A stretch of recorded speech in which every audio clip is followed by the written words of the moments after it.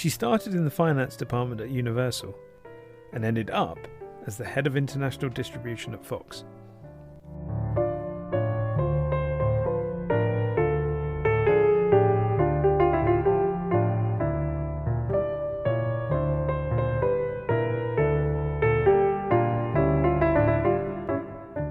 Marion Edwards has been associated with some of the greatest TV shows and movies of all time, and was kind enough to share some of her memories of her incredible career with Here Comes Pod. And in a first for the show, there was so much gold in her stories that this week's episode is a two-parter.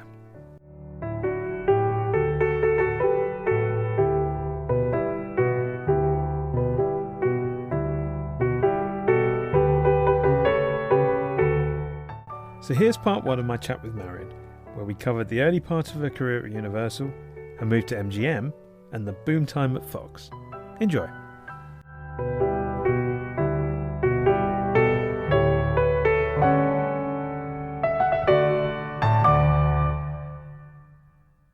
Hi Marion, welcome to the pod. Thank you. Thank you very much. Great to have you on board. I always start with a fun little question to get the creative juices going. So in this particular case, the thing that I was interested to know was, and I don't know if you've seen this film, but there's a great British film called A Matter of Life and Death. And in that movie, David Niven plays a World War II airman who has to plead for his case and the right to come back to Earth in the heavenly court so that he can be with his true love, who he's met in strange circumstances. And he can choose anybody from the great figures and great people in history, really from the whole of human history, to represent him, and actually ends up choosing one of his very close friends. And so my question to you is this: if you were in the place of that David Niven character and you could choose one buyer, one salesperson, a colleague to represent you in the celestial court, who would you choose? Well, it's an interesting question and a nice spin on The Good Place, if you know that series, right? Where they're constantly making a case for why they should be allowed into the good place. I would have to say, after all the years and all the people, and God, there are many, and they stretch back many, many years, I would have to pick two women who are both very good friends and have been work colleagues, business colleagues of mine, both from a business stance and on the creative side. With one of them, it's just been an extraordinary time, and they know me very well. And I would think you would want someone to defend you who knows you very well and can put up a good fight on your behalf. I would have to pick Sophie Turner-Lang, who could probably represent anyone, the devil, and get them into the good place. And also Gail Berman, who is a long-time friend of mine, and who, oddly enough, I introduced Sophie Turner-Lang in New Orleans at a NAPI 100 years ago, when she was producing Malcolm in the Middle. So anyway, those are the two people I would pick. Okay, well, that sounds like a very strong team. And I suspect you'd be back down in earth very, very quickly. So you talked about NAPI from many, many years ago. And so it's a good way of thinking about how you started in the business. Were you a big film fan and a TV fan when you were growing up?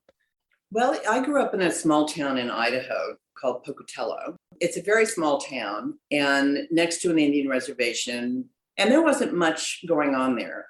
And movies were a window to me to what life in other places could look like, and what became a very aspirational experience for me as a child. And television, somewhat less at that point, because I did run home from school and watch the Mickey Mouse Club and that kind of thing, but that didn't try to lead you into imagining what your own life might be. But anyway, it was very much something that was a big part of my life when I was growing up. Both my brother and I have ended up in the entertainment industry, and my father was a doctor, my mother was a nurse. She worked on the Indian reservation, very, very socially active. And so for both of us to somehow emigrate to the West Coast and both of us end up in the entertainment industry has been amusing to us all of our adult lives. And how did you get started in the film and television business? Well, I was living and working in San Francisco at the end of my hippie era, and my brother had gone to Los Angeles. He was an architect, and he had been hired at Universal because Universal at that time was it was almost like a television series factory. They produced so much content. He had been hired there and he said, you cannot believe how many jobs there are here. And at that point, I was working as a Kelly girl, which is probably not even in existence any longer. It was like a temporary employment agency. And also was designing costumes at the Berkeley Repertory Theater, which was a free job, by the way. I wasn't paid for it. So I decided to move down to LA, kind of in the era of what have you got to lose sort of thing. And I came down and I was hired at Universal, but in the accounting department, which was hilarious to me because of all the things I have never had any facility with, it's math. So to be hired in the accounting department was kind of stupid. But I figured I had an adding machine and a reasonably sharp ability to run the machine and look at the numbers and have them make some kind of sense. And oddly enough, I was assigned to work in the international television group.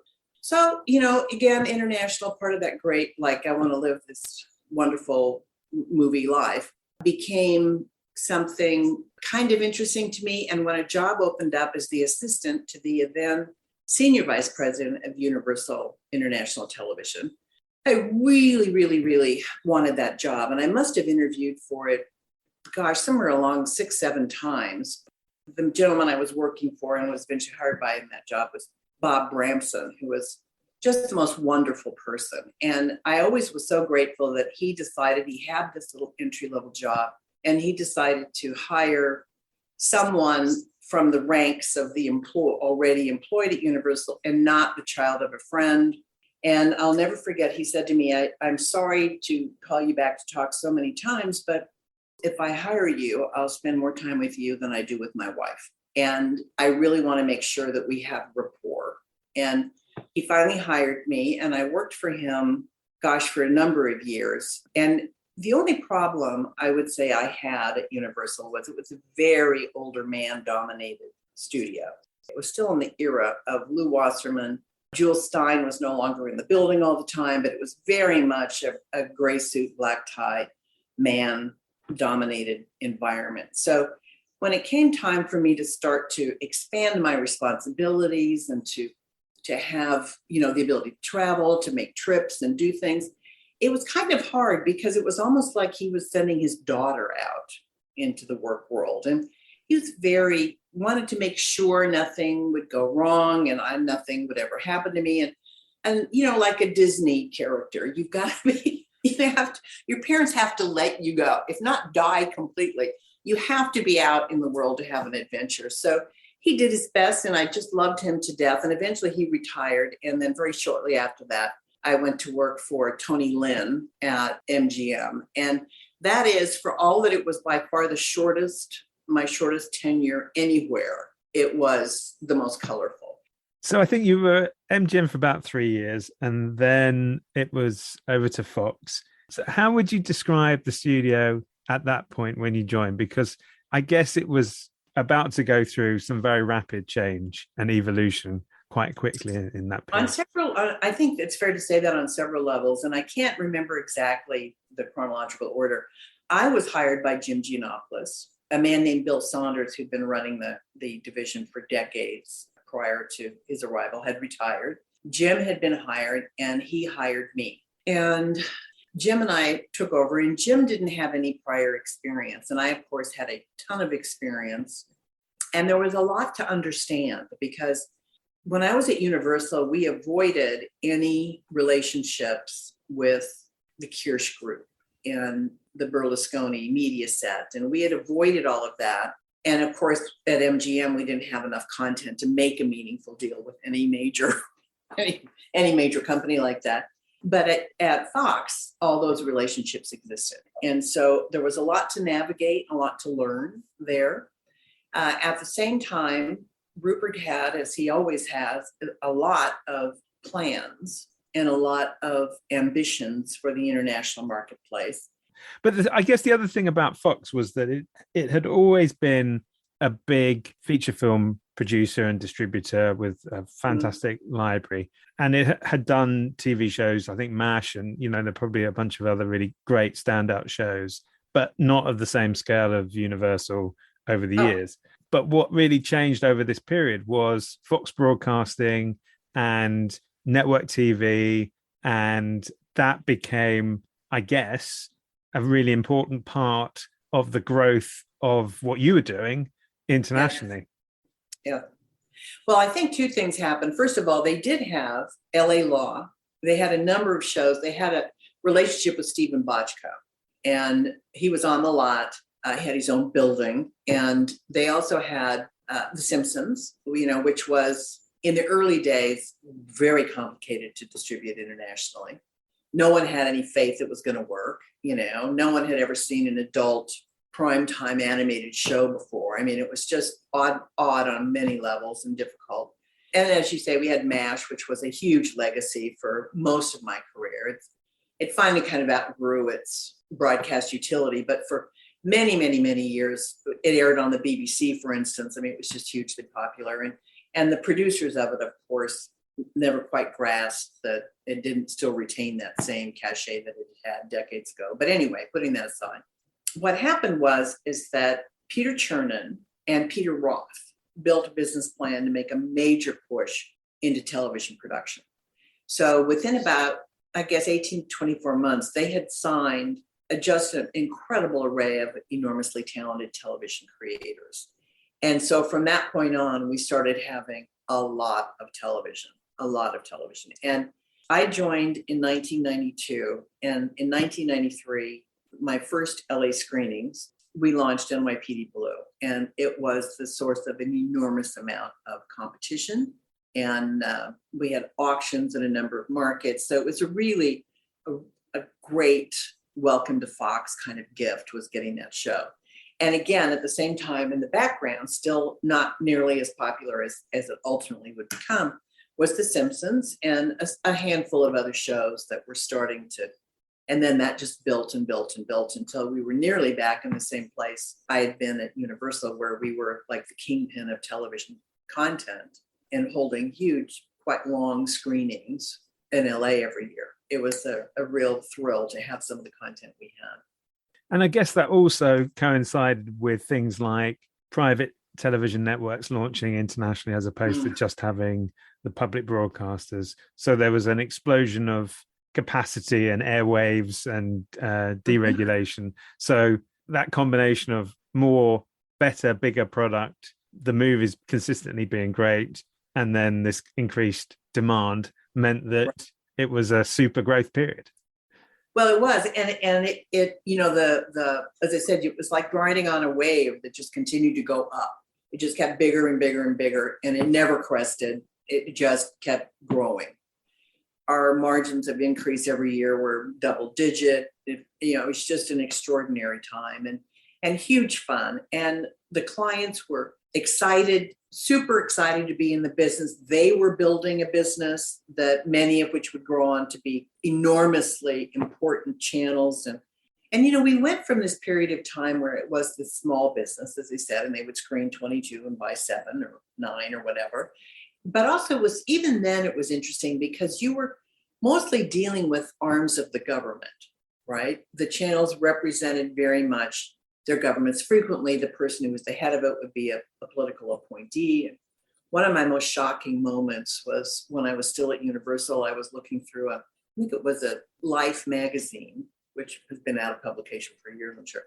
But I was looking through, and they always had one photo of the week. At the very last page would be a full page picture of, in this case, it was of some people being marched down to the beach to be killed, to be, I guess you'd say murdered, but they were being executed in a military coup in Africa. And one of them was my client. So knowing that you had these people who really were deeply entrenched in making the politics of the government known, one might say, it was a big change to have the commercial element put in, where it was a business being run as a business for a business, and made a complete change both in your client base and in how you ran your business and how much money you were able to generate. So it's a people business. Always a lot of stability in the Fox distribution team. Was that something that you really valued, those relationships with Mark Kaner, and knowing that there was the evergreen Steve Cornish in the London office that you could always rely on? Oh, yeah. we always had a local office to sell content to local broadcasters. We grew out of an era of, I think, pretty big cultural sensitivity and wanting always to have people who could, in fact, build those relationships, keep them healthy and strong, and be in the loop on what was going on and what was likely, when a time slot was coming up, is there something we had, et cetera, et cetera. So I think that, yes, that was important to us. And I think we really benefited from our commitment to those relationships with those executives. And hopefully they feel the same way. It was a nice period of time to be there. Mark was a generous and tended not ever to interfere. He did a lot of work with the Murdochs and with the senior management, and consequently left me to get on with the business of the business. And as long as I did that, then he was free to do what his major focus was. And I was free to build the business and expand it in ways that I felt would be important to us in the long run. So it was great. It was a real heyday, one might say, of distribution and of my career. Yeah, it was terrific. And of the international territories, is there one that you would look back and say that was the most fun or the most interesting? Any that stand out as being particularly challenging, or maybe even one that you just enjoyed visiting the most for whatever reason? Well, it's an interesting question because that changed over time. It's like the biggest money always came out of Europe. But there were some territories that were incredibly important, regardless of the fact that maybe they didn't generate as much money for reasons that were sometimes political or personal preference or whatever you want to call it. They were important to you. There were markets that were enormously frustrating, and I think probably still are, where people have never really cracked the code. And you I'm sure have guessed, I mean China. When I worked at Universal, we were entertaining, this is way back, we were entertaining delegations of Chinese who would come over, and we would host screenings and conversations with them, which of course were very difficult, and meals and all kinds of things in an effort to try to figure out how to get into business. I made trips to China where you'd have meeting after meeting after meeting, and you'd have a conversation, and you'd think you were making some kind of headway, but it was just hard to ever see anything come to fruition. And we could have aired, when I first came to, not when I first arrived, but probably within the first year, I discovered a deal that had been done prior to my arrival, where The Sound of Music, which was one of the hugely iconic films that we handled, had been made available in China for free for a national broadcast in return for the Chinese soundtrack. And I was just shocked. Completely shocked, because there was the mindset of my predecessor to think that that was such a noteworthy cultural exchange that free was the right price. And of course, in my world, free was never the right price. I still marvel at that. And of course, we got a soundtrack that was unusable for anything because we never could license the film for money. So we ended up with a sound. There were things done. But again, I said, really indicates the fact that everyone was desperately trying to figure out how to crack the code in China. One time I received a call from the media, from Hollywood Reporter, I think, or Variety, saying, "Oh, congratulations, we see you have the #1 show in China and they're going to make a local version." I said, "Really?" And she said, "Yeah, Prison Break is the biggest show there." I said, "That's so interesting. I've never licensed it in China." So just one of the many fun stories about working in international. You mentioned The Simpsons as well, and it was perhaps a bit of a slow burn in some respects. And even at its height, I know that, for example, talking with David Smyth when he was a guest on the podcast, he said, we really struggled to sell that show in a lot of places, even when it was a big success. Does that present a problem back in LA, dealing with the network and the producers to explain, no, it doesn't work everywhere, and having that conversation? Yes, it's interesting because it wasn't just on The Simpsons, but we had, in our heyday at Fox, we represented a number of very high-profile producers: David Kelly, Stephen Bochco, David Milch, Ryan Murphy, and of course The Simpsons, which is the big kahuna. And it's always difficult to explain to them because it's very much in their interest to never be that happy with what you're doing because they always want you to do better than you are. We had not as much trouble with The Simpsons explaining why it couldn't get licensed in for instance, a Muslim territory, as we had explaining why a client would take it upon themselves to edit it. And there were a number of things about The Simpsons that were absolutely sacrosanct, but one of them was no changes could be made. They would oversee voices for dubbing to approve the dubbing, and the scripts could not be changed. The jokes and the humor of the shows had to remain exactly the same. Now, it's interesting because not all humor, it translates directly, but one of my worst experiences, and mostly they are charming and delightful people, complicated and difficult, but you cannot argue with success. And they have created one of the most successful television properties of all time against the odds, a primetime animated series. So, but you have to cast your mind back to the early days of The Simpsons when it was so outrageous. I think today it definitely is not because, of course, we've gone on to Family Guy, et cetera.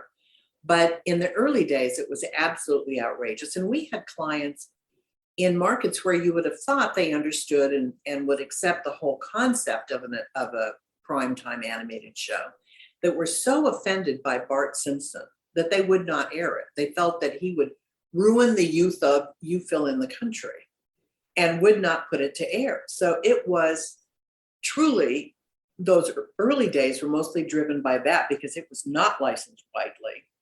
But then as it became, and I always say shows tend to become the phenomenon in season 3. So it started to build and build and build, and the ratings in the US were remarkable. And it just went, really started to take off. And if you look back, it was very funny because we would have people write us letters and say, I think you should know that someone has produced a ripoff of The Simpsons and the characters are all the same, but they look different. And of course, that was the early seasons. And it's very funny because if you look back at the early seasons of the show, those characters did look different. They were definitely modified as the show went on.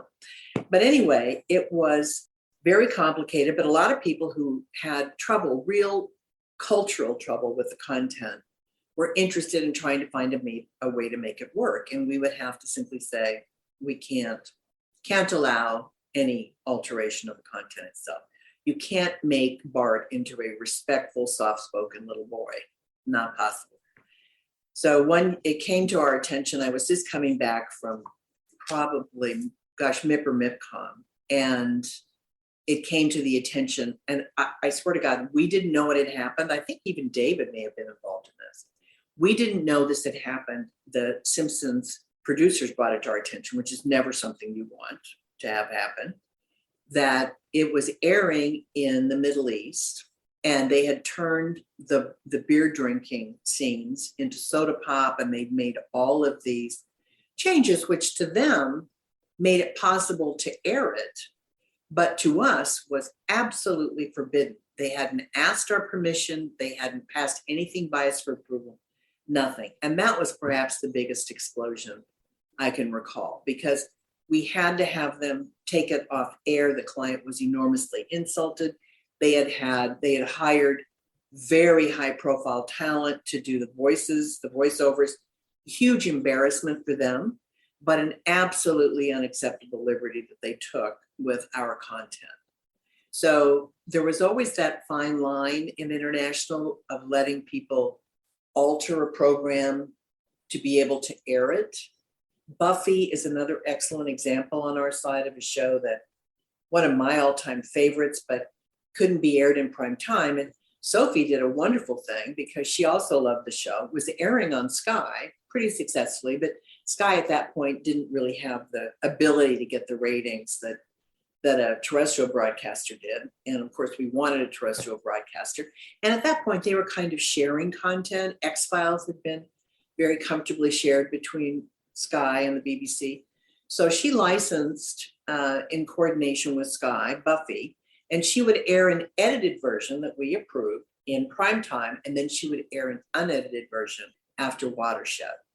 So in essence, built two audiences, or one audience who liked to go and watch it in the, once it was out of that time frame where it was family viewing. So, we tried to work as closely as we could with people, but The Simpsons was a product that we could not, and we're not allowed to have editing or alteration of content. Well, I've tried to order Duff Cola many times in my life at the local supermarket, but nobody ever seems to stock it. So I guess it's Duff beer for the rest of us.